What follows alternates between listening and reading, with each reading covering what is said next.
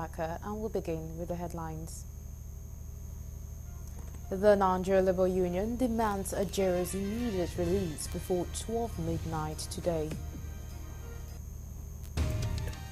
The House Committee on Public Account orders JAMB and IST to pay 3.457 billion and 6.327 million naira respectively into the Consolidated Revenue Fund of the Federation within 30 days. On a foreign scene, a bridge in northern Vietnam collapses in the wake of a typhoon Yagi, plunging 10 cars and 2 scooters into the Red River. With this and more, we come to you shortly. Do stay with us.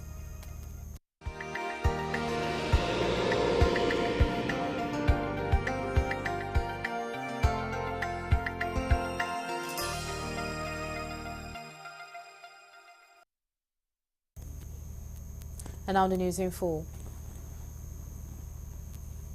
President Bola Tinubu has sent heartfelt condolences to the government and people of Niger State on the petrol tanker explosion on the Bida-Agye-Lapai Road in Niger State, which claimed the lives of 48 people and livestock.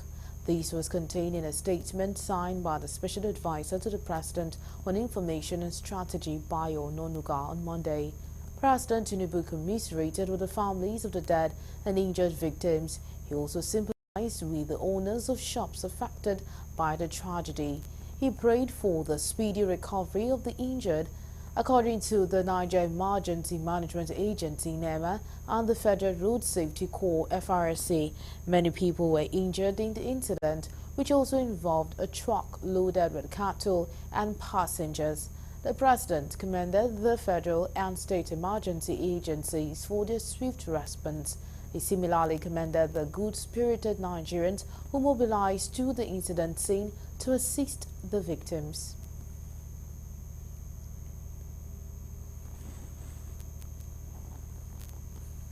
The Nigeria Labour Congress (NLC) converged in Abuja for an emergency meeting on Monday.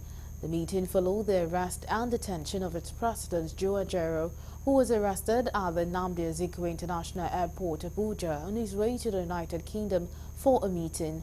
The NLC's National Administrative Council, in a communique by the Congress Deputy President Adeyinju Adewale on Monday evening, described the detention as brazen and illegal and an affront to the rights of workers and democratic principles.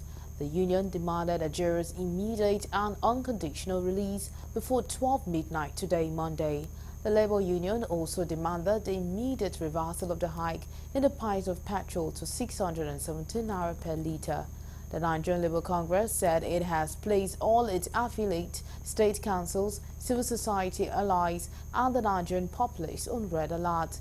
The NLC has also summoned an emergency meeting of the National Executive Council (NEC) by 9 a.m. on Tuesday, September 10, 2024.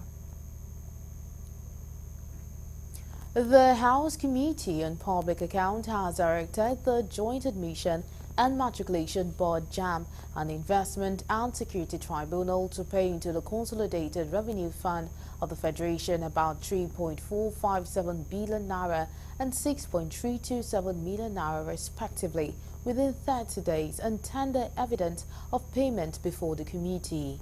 Chairman of the committee, Honorable Bamidele Salam, PDP Oshun, who spoke at the resumed investigative hearing of the committee, said their refusal to reply letters from the Fiscal Responsibility Commission informing them of their liabilities was an admittance of their indebtedness to the government. Head of Monitoring and Evaluation of the Fiscal Responsibility Commission, Bello Aliu, had told the committee that the exam body was defaulting in its remittance, remitting only 25% of its IGR instead of 50%. Maybe a waiver or something like that. But the Minister of Finance writes them officially to inform them. And this is the letter that this agency forwarded to us. That is, assuming we have computed their liability for 50%, they will now write to us and now say, oh, please, Fiscal Resolution Commission, the Honorable Minister of Finance has waived this rule to be 25% in our favor because of our peculiarities. Because if this tax were to be paid in, which year was that? 2019? 2020. Was it 2020? This is 2024. So it's not only paying the amount, you're also going to pay with interest to government. And we're going to apply the necessary consequences for failure to remit, to deduct and remit taxes as provided by extant financial regulations. The difference is that they want to move the ball to 50% of revenue. As an organization in 2019, because of our commitment to revenue remittance, the federal government reduced cost of administration from 5,000 to 3,500 for the benefits of all Nigerians. We have been following with passion the remittances of 25% or to the, and at least 25% on yearly basis. But the fiscal responsibility, and we are in the educational sector, we have not increased any of our charges by 1 kobo in the last 8 years. In another ruling, the committee asked the Investment and Security Tribunal to immediately recover and pay into government account taxes not deducted from 5 contractors and the accompanying fine, among other liabilities standing against them. You said what? I said, Honorable Chairman, we looked at it carefully, even though letter had been written to them to do it. But I think we are under obligation to ensure getting them.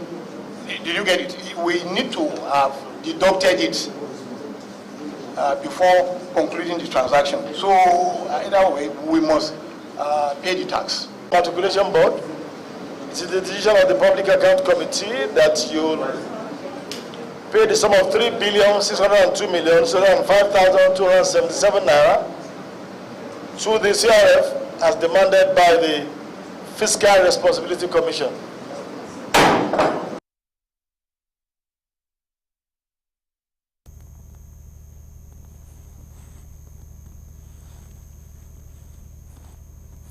The federal government has directed the exclusion of third-party research grant funds of federal universities and research institutions from the Treasury single account. In a letter from the National Universities Commission to Vice-Chancellors dated 6 September 2024 and made available to our correspondent on Monday in Abuja, the Minister of Education, Professor Tahir Maman, conveyed the President's directive to the Coordinating Minister of Finance and National Economy, Wale Edun, mandating the exemption.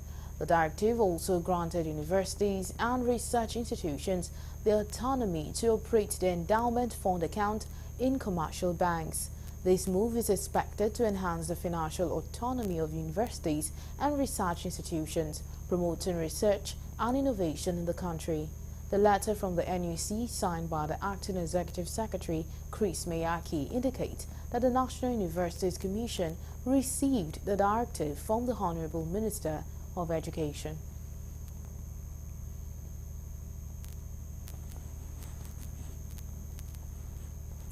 The Minister of Finance and Coordinating Minister of the Economy, Wale Edun, has refuted reports suggesting an increase in the value-added tax rate from 7.5% to 10%.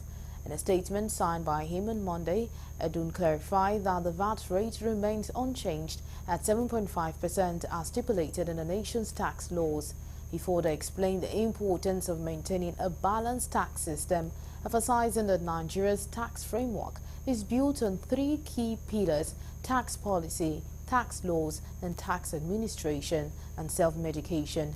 Addressing concerns over government actions perceived as burdensome, Edun reassured Nigerians that fiscal policies are designed to promote sustainable economic growth and alleviate poverty, not to hinder them. He also highlighted recent government initiatives to ease the financial burdens on citizens, particularly regarding food imports.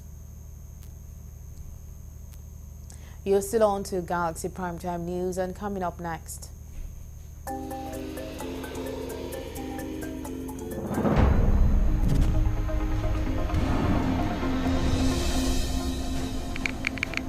The The Inspector General of Police IGP Kayode Betokun orders the homicide section of the FCID Abuja to embark on an investigation into the alleged killing of a student of Kwara State Polytechnic. This is more we come to you shortly. Do stay with us.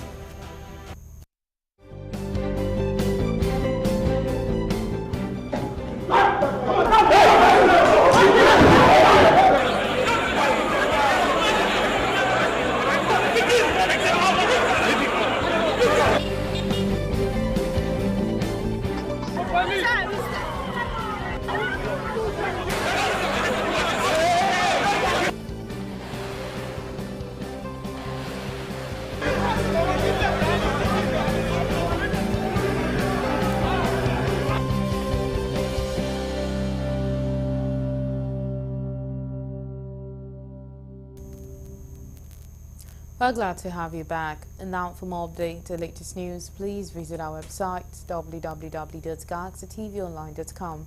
Connect to us on our X handle at GalaxyTV. Subscribe to our YouTube channel, youtube.com/GalaxyTVNews. You can follow and interact with us on our Facebook page, facebook.com/GalaxyTV. Don't forget to follow and tag us on our Instagram page at GalaxyTV. You can also avail our eyewitness feature via WhatsApp. If you have breaking news around you, simply share your story by sending short clips or videos of the news on 018-666-669. Our social media platforms are user-friendly and can always accommodate your live update and comment, as you can easily scan our IG QR code.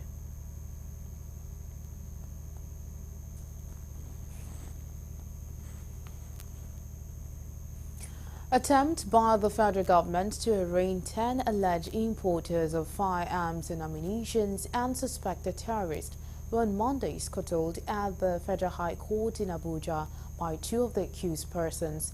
The arraignment billed before Justice Emeka Nwite was scuttled due to non-availability of legal practitioners for two of the accused persons and their rejection of free legal services offered by two lawyers in court. The 10 accused persons are Ali Samson Ofoma, Okechukwu Gabriel, Kingsley Mbibi Chinasa, Obodo Maxwell, Akinkwade Mayowa, Augustine John, Usumini Kennedy, Ajala Wahab, Faburo, and Tolulope Ogundepo. They were accused of allegedly importing into Nigeria prohibited 844 firearms and 112,500 rounds of cartridges concealed in plumbing materials in a container on June 20, 2024 at One in Port Harcourt, contrary to Section 3, Subsection 6 of the Miscellaneous Offences Act 2004.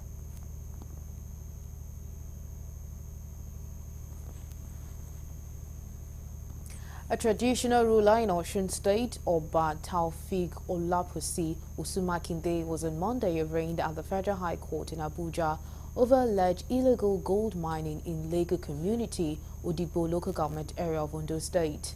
Oba Usumakinde, who is the Obowore of Ifetutun in Ife Central Local Government Area of Osun State, was put on trial by the Attorney General of the Federation, AGF, in Abuja, alongside 4 orders on 2-count charges. Orders docked along with the traditional ruler are Shehu Mustafa, Sabiru Hashim, Dambaba Ibrahim, and Adeola Global Resources Limited. The AGF accused the 5 defendants of conspiring with others at large on August 25, 2024 to engage in the illegal mining of gold at the Ogunlepo mining site in Lego community, Udibo local government area of Ondo State. The alleged offense is said to be contrary to Section 3, Subsection 6 of the Miscellaneous Offence Act 2004 and punishable under Section 1, Subsection 8 of the same act. Despite pegging petrol pump price at 851 naira per litre, the recent hike in pump price across most filling stations in Nigeria from 1,000 naira to 1,300 naira have taken a toll on Nigerians as prices of food items, logistics and commodities soars in the market, further making life unbearable since the removal of subsidy. In an interview with an economist and trader in Makurdi, the Benue capital, They called on President Bola Tinubu to reverse the current policy as the only solution to the growing menace currently affecting transportation, foodstuffs. Lecturers, students stating that the overall standard of living have dropped and the purchasing power very low, while describing the policy as ill-timed for an all-dependent economy like Nigeria, where the local refineries are not working and functioning, wondering what made or magic or economic theory would work in fixing pump price except it reverts. The overall standard of living of the people, it has drastically dropped. The inflation in the market, which is basically induced by this policy, the fuel subsidy removal policy, has eroded away the value of money and even consumer confidence. Restore this subsidy for now, because I can't see economic theory solving this problem at the moment. Life is becoming tougher and tougher by the day. When this fuel issue can rise, we normally, that is especially affecting we the traders. We are appealing to the government to come to an end. We that we are living in Nigeria, if the fuel continues like this, other people, they will not be able to even by eating, they cannot eat.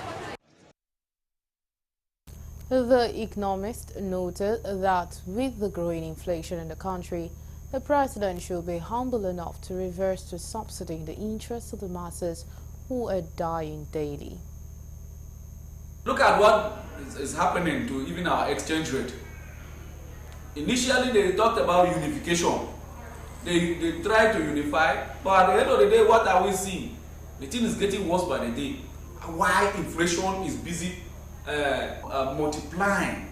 As long as this essential commodity called fuel is removed, and then there is no corresponding mechanism to control the pricing, the fixing of prices, then we will continue to see this kind of quagmire.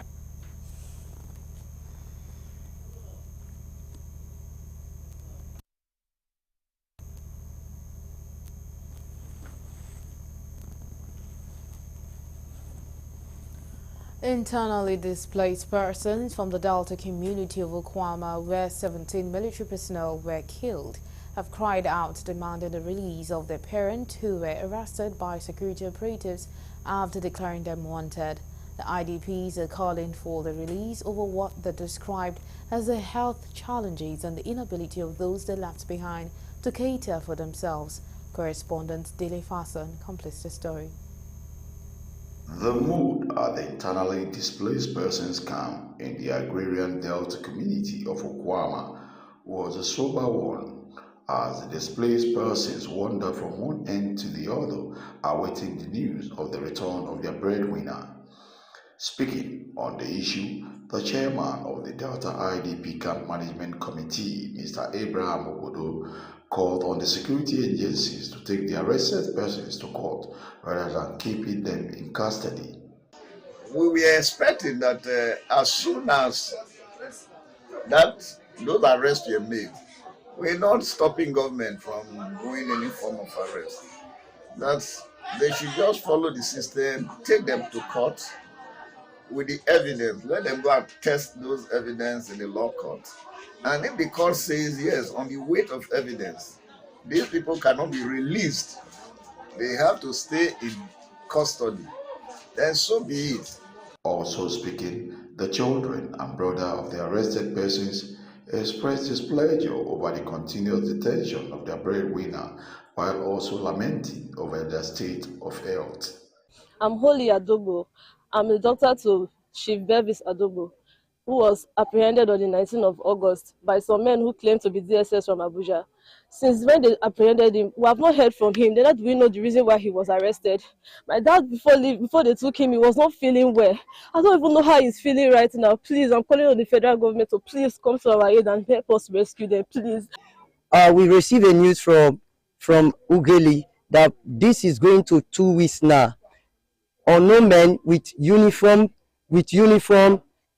army and police, they came to our house with 2 vans and they carried my father, Mr. Dennis Okugbaye. This is 2 weeks plus, and my dad is over 73 years old, very sick. They did not allow him to carry his drawers.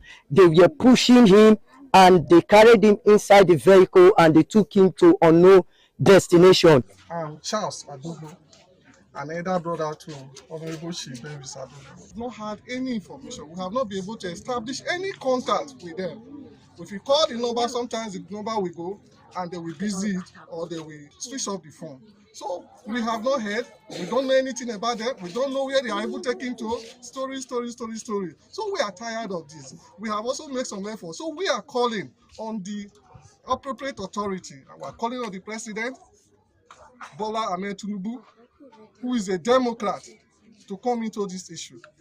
Although the defense headquarters had declared some of the arrested persons wanted before their arrest, what their siblings are demanding is for them to be taken to court and not their continuous detention without trial, since it is their families and their health that is suffering the most. From Delta State, Daily Fason reporting for Galaxy TV News.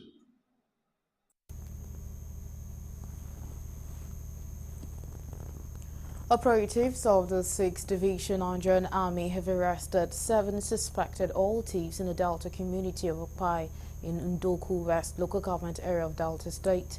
The military in a statement made available to newsmen by the Acting Deputy Director, Army Public Relations, Lieutenant Colonel Danjuma Jonah, made available to newsmen, said 11 illegal refineries and over 280,000 liters of illegally refined products were confiscated. Speedboat and a barge siphoning crude oil from the NNPC flow station was also confiscated, with product estimated to be over 198,000 liters. According to the Army Acting Deputy Director, the General Officer Commanding 6th Division Nigerian Army, Major General Jamal Abdulsalam, while appreciating the renewed force by the military, expressed optimism that no criminality will be allowed to thrive in the Niger Delta region.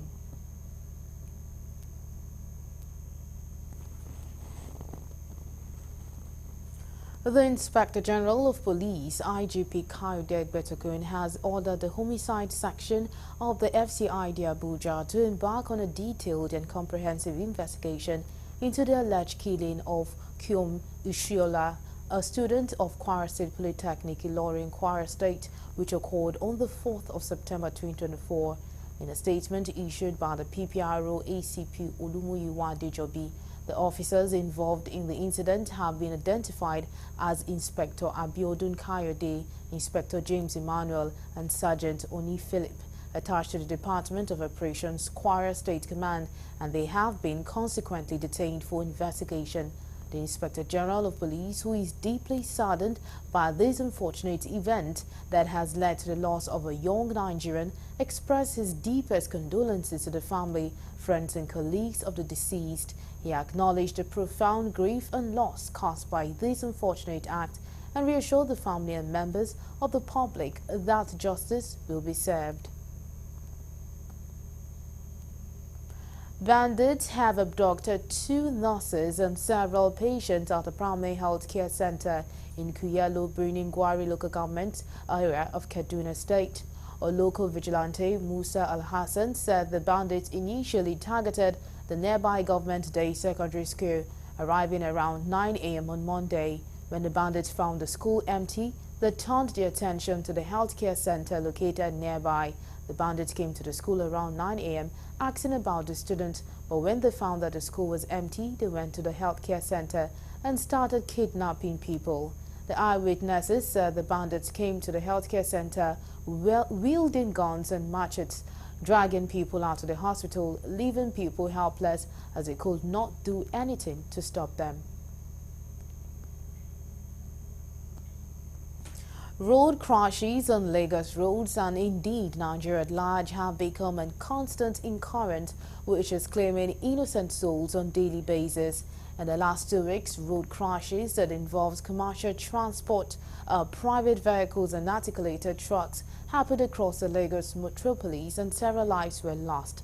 Galaxy News correspondent Lebby Joseph takes a look at these developments in this report.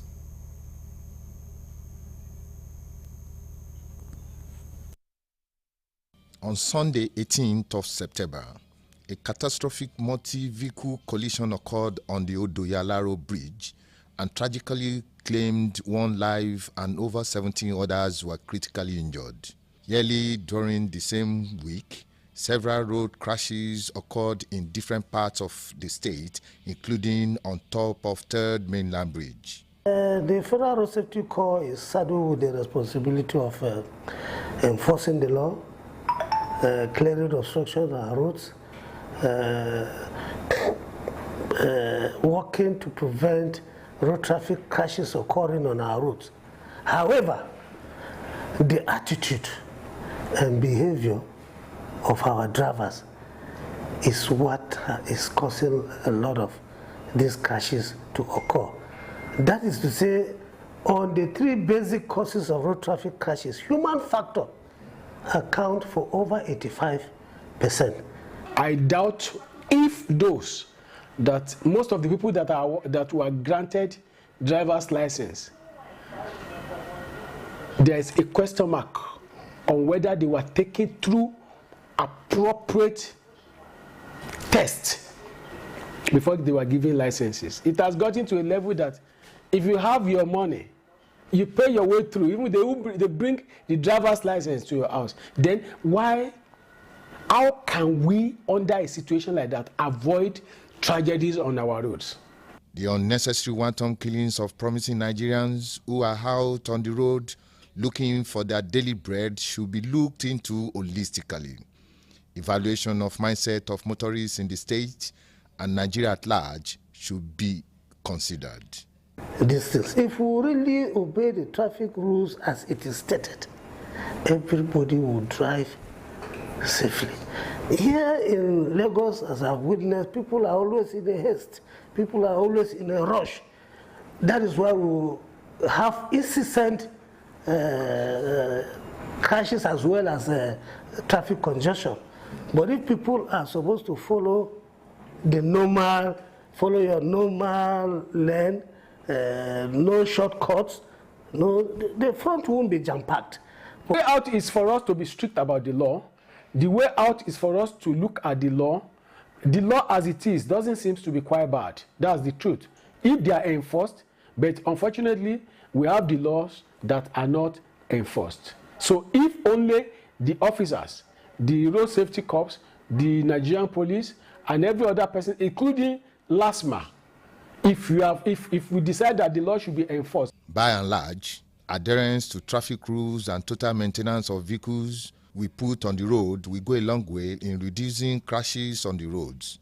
From Lagos, this is Lebby Joseph reporting for Galaxy TV News.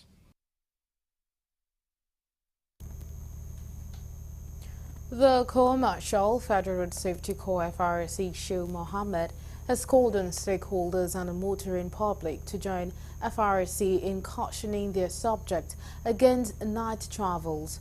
Mohammed, who made the call in a statement by the Corps Public Education Officer, Corps Commander Olusegun, on Monday in Abuja, also urged the public to stop using unsafe means of transportation.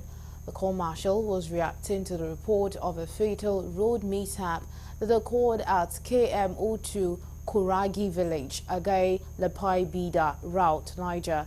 The accident was as a result of speed violation.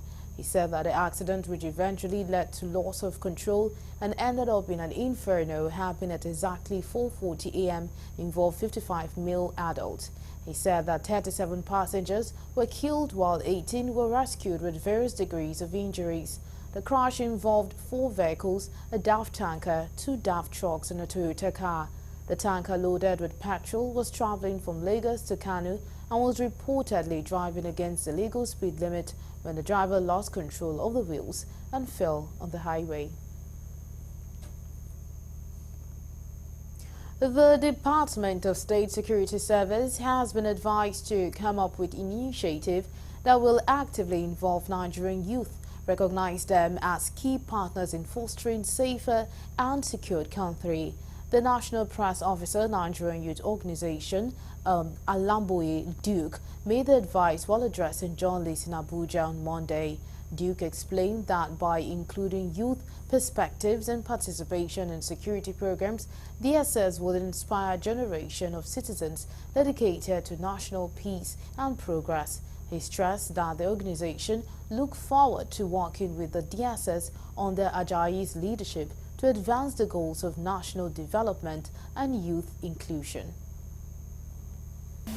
We wish to encourage Mr. Ajayi to patronize strengthening intelligence gathering, an essential component in addressing the nation's security challenges.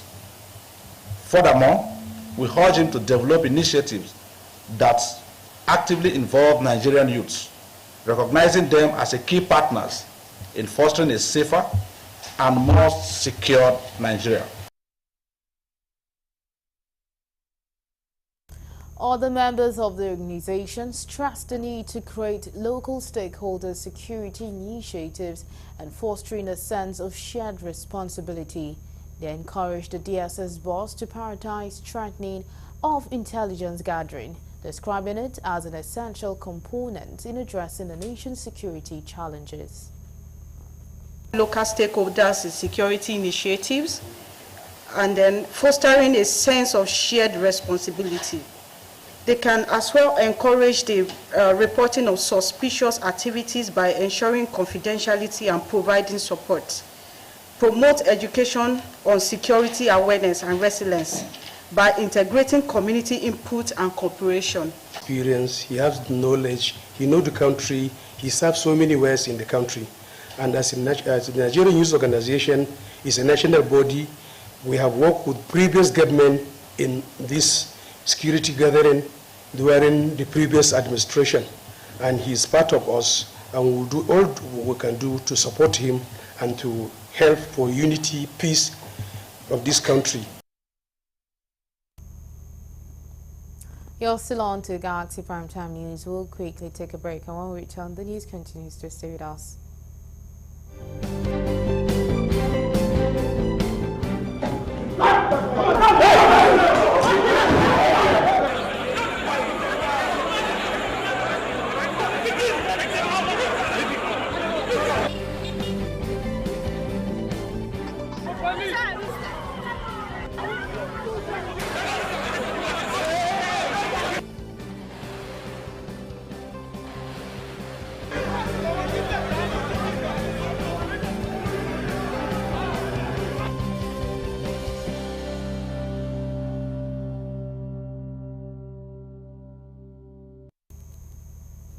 We're glad to have you back now to carry the rest of the stories.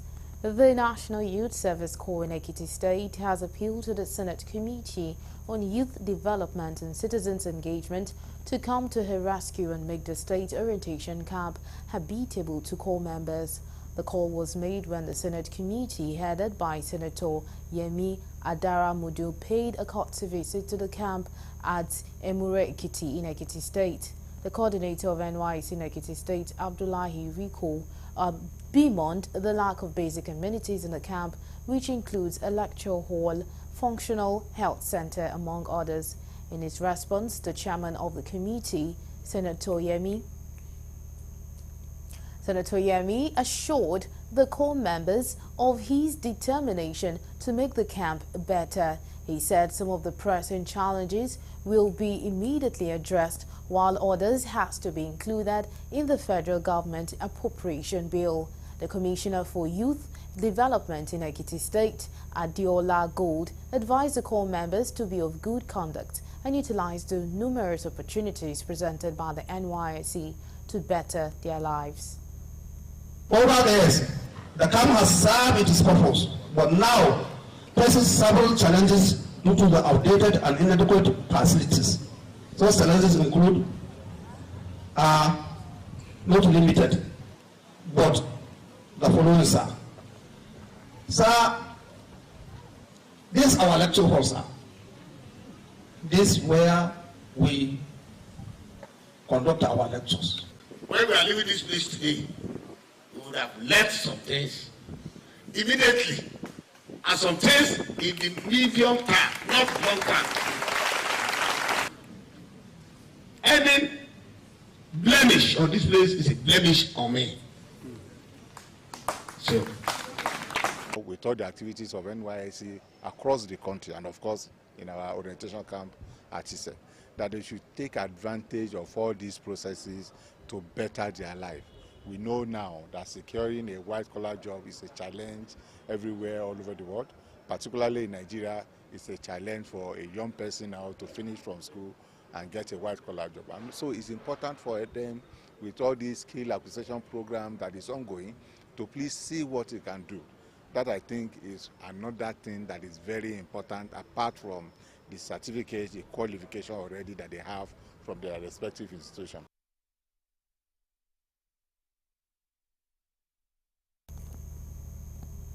The Arewa Youth Forum have expressed firm belief that the new Director General, Department of State Security Service DSS, Adeola Oluwatosin Ajayi, is poised to play a pivotal role in safeguarding Nigeria's national security and maintaining stability in the country.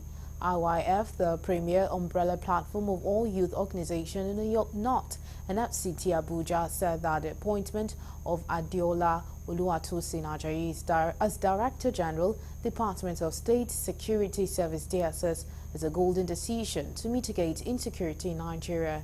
Speaking at a press conference in Kaduna on Monday, Ahmed Mohammed Zagi, president of the Arewa Youth Forum, said AYF, which structures in the 19 northern states, commended President Ahmed Bola Tinubu, GCFR, for the recent well-deserved appointment of a son of the soil.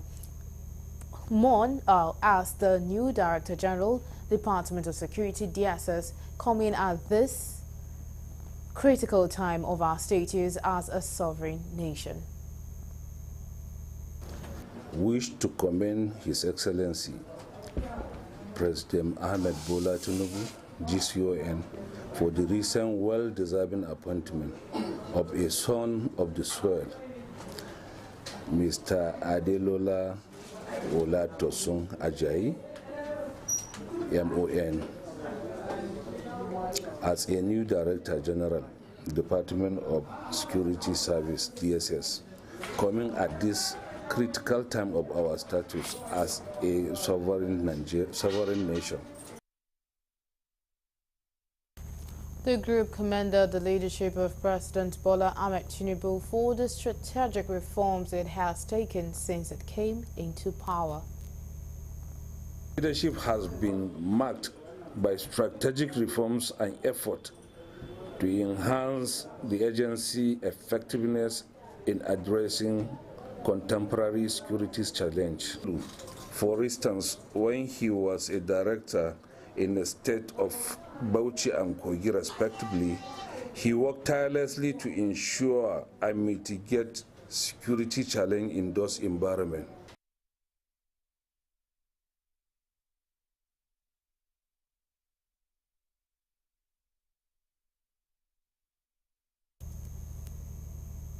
As the Sokoto State local government election approaches, Governor Ahmed Aliyu has assured the public of his administration's commitment to conducting a free, fair and credible election in all 23 local government areas. The governor also urged the People's Democratic Party to reconsider its decision to boycott the forthcoming local government polls scheduled for 21st September 2024. He made this appeal while addressing a large crowd of APC supporters from 8 local governments in the Sokoto East Senatorial Zone who gathered in Goronyo for the flag-off of the APC campaign ahead of the upcoming local government elections in the state. The governor therefore called on presidents of the state to come out in large numbers and vote for the party's candidates to ensure the continuation of people-oriented projects in the state. According to him, the present administration has performed well in all sectors of development.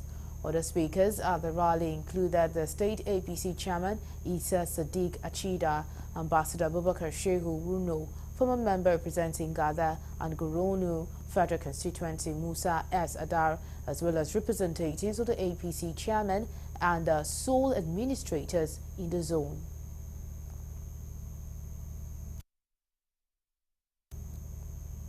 And now we'll move over to the foreign desk for more news.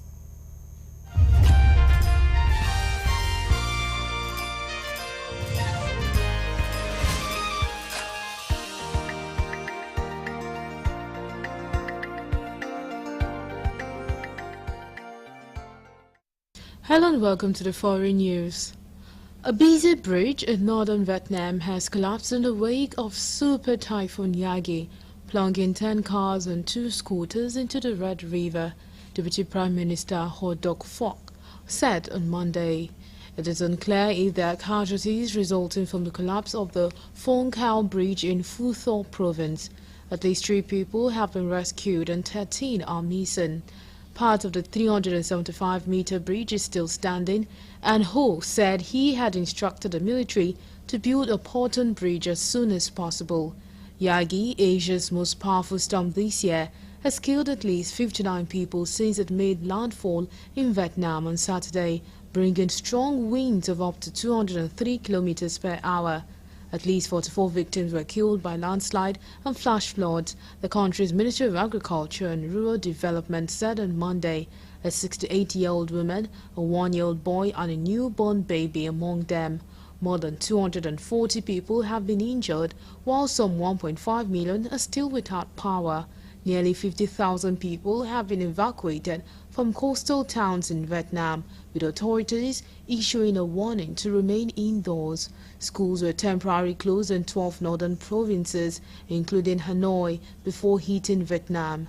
Yagi left 24 people dead across southern China and the Philippines. Scientists say typhoons and hurricanes are becoming stronger, more frequent and staying over land for longer due to climate change. Israeli missiles have killed at least 16 people in central Syria, state media outlets have reported.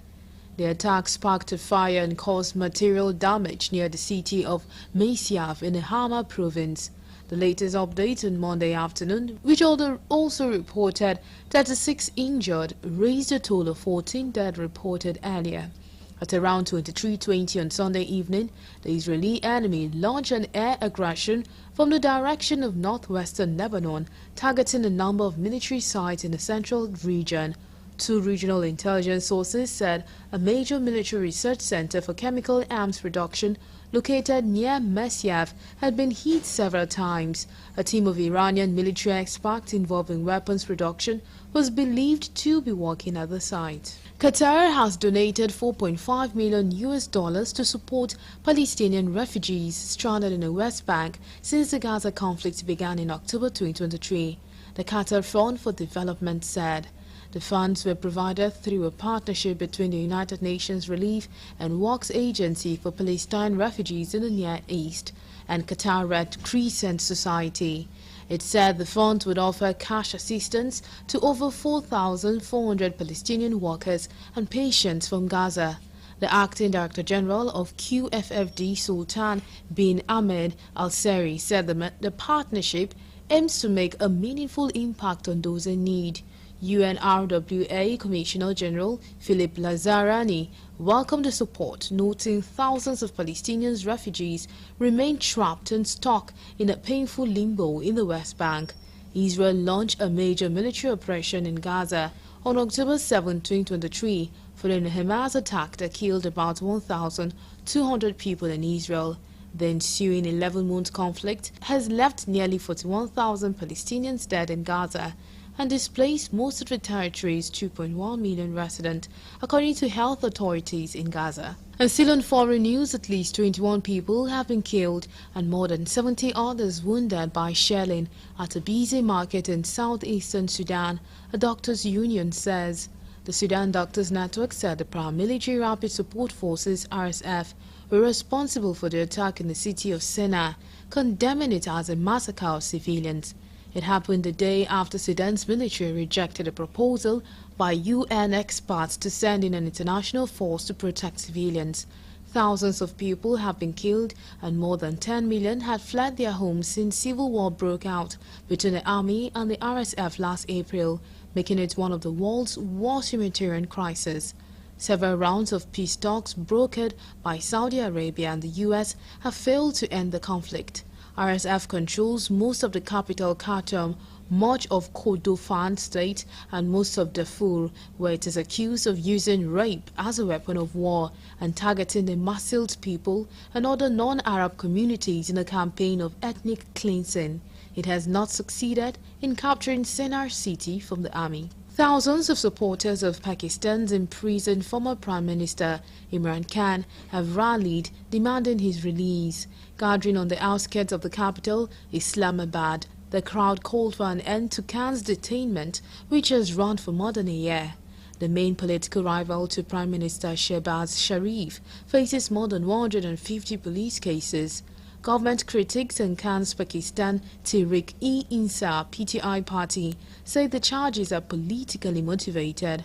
Ousted from the Prime Minister's office in 2022 in a no-confidence vote in Parliament, the cricketer-turned-politician remains a popular figure. One of the biggest this year, held by PTI, was peaceful, though police briefly clashed with some activists. Authorities had blocked key roads by putting shipping containers to prevent supporters from attending the rally. Khan spokesman Zulfi Bukhari denounced the police action in a statement. Khan has been in prison since 2023 when he was arrested after being sentenced in a corruption case. And finally, in foreign news, the U.S. presidential race remains neck and neck according to polls released 2 days before Kamala Harris and Donald Trump held their first and potentially only televised debate.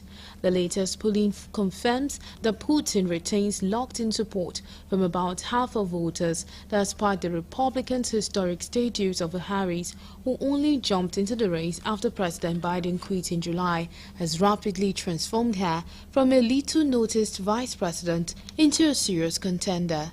However, the polls show she has not made a major breakthrough, leaving the race a toss-up. A New York Times Senior College poll suggested the 78-year-old Trump leads Harris National by 48 to 47%, well within the margin of error.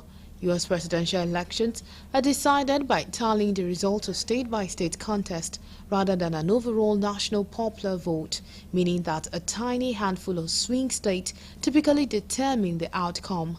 The poll suggests that Harris, 58, was narrowly ahead in Wisconsin, Michigan, and Pennsylvania, and tied in 4 other swing states: Nevada, Georgia, North Carolina, and Arizona. And that's all we have for the foreign news.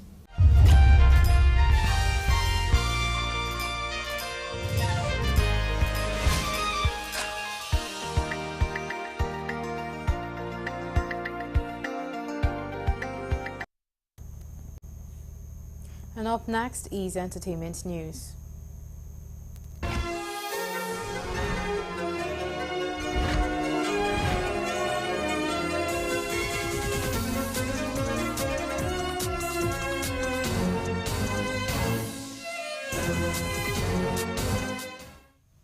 Welcome to Entertainment News. My name is Rose Blossom.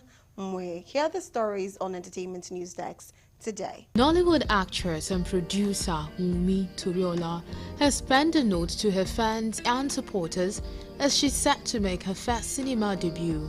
The movie star, who has undoubtedly broken YouTube records, is set to join the likes of Femi Adebayo, Lateef Adedimeji, Odunlade Adekola, Eniola Joe, and more with her cinema debut. Wunmi revealed that she would release her first cinema movie, Queen Latifah, in cinemas on September 27. She noted how she has been on DVD, YouTube screens and satellite TV for a while and has explored and is still exploring their screens.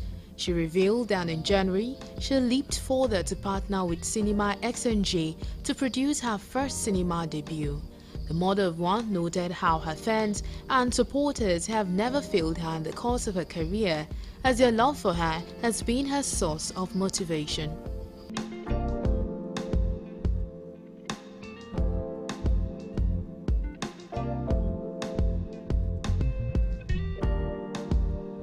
It is a joyous time for Nollywood actress Wunmi Toriola as she hits a huge milestone on YouTube.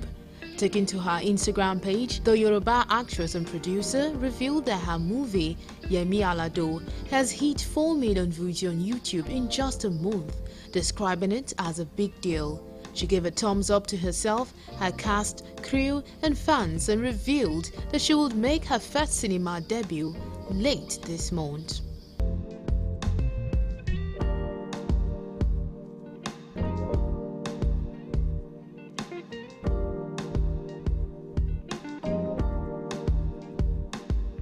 Dami Crane has stirred the internet once again, and it relates to Davido. A few hours back, the singer took to Instagram and posted the infamous video of Davido kneeling down and begging. He attached a caption mockingly asking Davido for forgiveness. This served as a direct jab at Davido, and many people weren't happy with Dami Crane, including Israel DMW.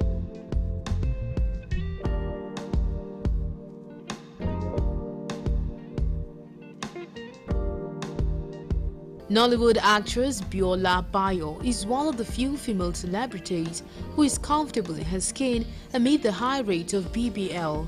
In an interview with Sheun for Nollywood on Radio, she noted how BBL will always come, as she referred to a time when tattoos were trending and everyone was jumping on the bandwagon. Now there isn't any enthusiasm or pressure about getting it. Biola boldly declared that she is comfortable in her skin as she doesn't have big bum or breast. Unbothered with body shaming, she stated that anyone who doesn't like her for who she is, it is their headache.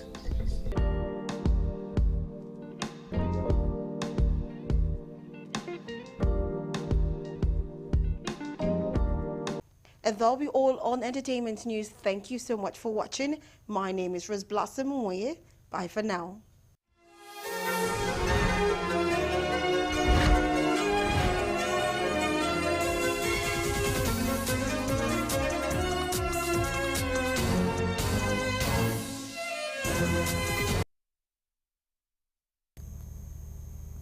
And that's all we have on Galaxy Prime.